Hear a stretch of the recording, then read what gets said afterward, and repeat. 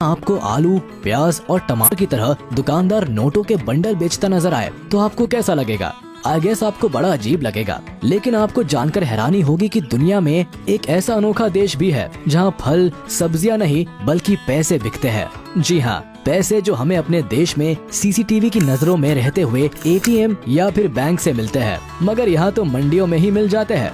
अब इसके पीछे की वजह क्या है, ये जानने के लिए आपको हमारा आज का ये वीडियो अंत तक देखना पड़ेगा, जिसमें बात हो रही एक ऐसे देश की जहाँ नोट रद्दी की तरह बाजार में किलो के भाव मिल जाते हैं। तो चलिए फिर शुरू करते हैं आज का वीडियो। करेंसी किसी भी देश की इकोनॉमी की नींव होती है। यही वजह है कि दुनिया के लगभग सभी देश अपने यहाँ के सिक्कों और नोटों को बड़ी हिफाजत और कड़ी सुरक्षा में रखते हैं। लेकिन दुनिया में एक जगह ऐसी भी है जिसका नाम है सोमालीलैंड, जहाँ पैसा बंडल की शक्ल में शहर की सड़कों पर रद्दी की तरह पड़ा रहता है, और वो भी बिना किसी हिफाजत के। अब आप ये मत समझिए कि यहाँ राम राज स्थापित है और किसी को भी ना पैसे का लोभ है और ना ही चिंता। अब ऐसा क्यों है, इसके लिए हमें जरा इस जगह का इतिहास जानना पड़ेगा, जिसके लिए कुछ साल पीछे जाना पड़ेगा। कुछ साल से मतलब कुछ साल ही है, यही कोई 3-1 दशक पहले। तो वो वक्त था साल 1991 का, जब उत्तरी अफ्रीका में अदन की खाड़ी के पास मौजूद सोमालीलैंड गृह युद्ध के बाद सोमालिया से अलग होकर वजूद में आया। यहाँ के लोगों ने तो इसे अपना नया देश मान लिया, लेकिन किसी भी दूसरे देश ने इसे मान्यता नहीं दी और अभी तक भी नहीं दी है। लेकिन मीडिया में छपी खबरें बताती है कि यहाँ के 40 लाख की आबादी खुद मुख्तार जमहूरियत का दावा करती है, मगर इस जगह की हैसियत बेहद गरीब मुल्क वाली है, क्योंकि यहाँ ना कोई सरकारी व्यवस्था लागू है और ना ही यहाँ के लोगों के लिए रोजगार का कोई साधन है।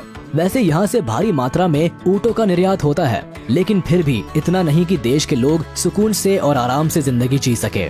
यहाँ का ज्यादातर हिस्सा रेत की चादर से ढका रहता है। वहीं पानी की कमी की वजह से इलाके में सूखा पड़ जाना आम बात है। नतीजा, सोमालीलैंड में साधारण नहीं बल्कि गरीबी का स्तर बहुत भयंकर है, और यहाँ की करेंसी का नाम है सोमालीलैंड शिलिंग, जिसकी वैल्यू चूरन में मिलने वाले चिल्ड्रन बैंक के नोट जितनी है। मगर फिर भी यहाँ सोमालीलैंड शिलिंग के 500 और 1000 के नोट ही चलते हैं। बताया जाता है कि यहाँ एक अमेरिकन डॉलर के बदले 8,500 से लेकर 9,000 सोमालीलैंड शिलिंग के नोट मिल जाते हैं। वही अगर कोई $10 दे दे तो उसको नोटों की वैल्यू के हिसाब से नहीं बल्कि किलो के हिसाब से शिलिंग दिए जाते हैं, और वो भी 1-2 किलो नहीं, पूरे 50 किलो सोमालीलैंड शिलिंग। वही अगर यहाँ किसी को सिगरेट की तलब लग जाए और उसे एक सिगरेट खरीदनी हो तो उसे हमारे यहाँ की तरह 10 या फिर 20 या 22 रुपए नहीं बल्कि पूरे 500 या फिर 1000 शिलिंग का नोट चाहिए होता है। वही थैला भर सब्जी खरीदने के लिए थैला भर नोटों की जरूरत पड़ती है, और अगर किसी को गलती से कोई कीमती गहना खरीदना हो तो उसे शिलिंग के नोट से भरा ब्रीफकेस नहीं बल्कि ठेला गाड़ी दुकान तक ले जाना पड़ता है। अब यहाँ हम आपको ई रिक्शा या फिर टेम्पो का उदाहरण भी दे सकते हैं, लेकिन दिया नहीं, क्योंकि यहाँ पर एक पहिए वाली ठेला गाड़ी सबसे ज्यादा चलती है। यही वजह है कि यहाँ की राजधानी कही जाने वाली हर्षिगा के बाजारों में अक्सर लोग ठेला गाड़ी पर ही नोट लाद कर चलते हुए नजर आते हैं। वैसे इस देश की एक खासियत भी है, यहाँ एक तरफ भारत जैसे विकासशील देश में कैशलेस व्यवस्था के लिए अभी भी जद्दोजहद चल रही है, तो वही यहाँ सालों पहले लोग कैशलेस हो चुके हैं, जिसके पीछे की वजह यह है कि यहाँ की करेंसी का डिवैल्यूएशन हो गया है, और करेंसी के रद्दी में तब्दील होने की वजह से लोग लेन देन कैशलेस करने में ही भलाई समझते हैं। वो छोटी से लेकर छोटी और बड़ी से लेकर बड़ी चीजों के लिए सिर्फ मोबाइल पेमेंट का ही इस्तेमाल करते हैं, क्योंकि यहाँ ना तो क्रेडिट कार्ड का ज्यादा चलन है और ना ही डेबिट कार्ड का, इसलिए यहाँ फोन की व्यवस्था जिंदाबाद है। वैसे क्रेडिट और डेबिट कार्ड से याद आया कि इस देश में एक भी अंतर्राष्ट्रीय स्तर पर मान्यता प्राप्त बैंक भी नहीं है। ऐसे में ये बात स्वाभाविक हो जाती है कि यहाँ ना तो कोई बैंकिंग सिस्टम है और ना ही कोई एटीएम। यही वजह है कि आपको यहाँ भिखारी भी बहुत हाई टेक नजर आएगा, क्योंकि वो भी अपना लेन देन मोबाइल से ही करता दिखेगा।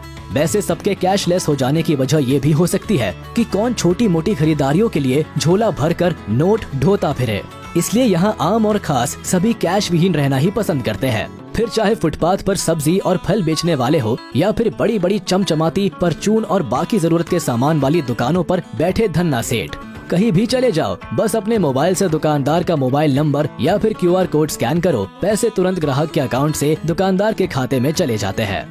वैसे सिर्फ सोमालीलैंड ही नहीं, अफ्रीका के कई छोटे बड़े देश कैश रखने का झंझट छोड़ कैशलेस वाली व्यवस्था की ओर तेजी से बढ़ रहे हैं।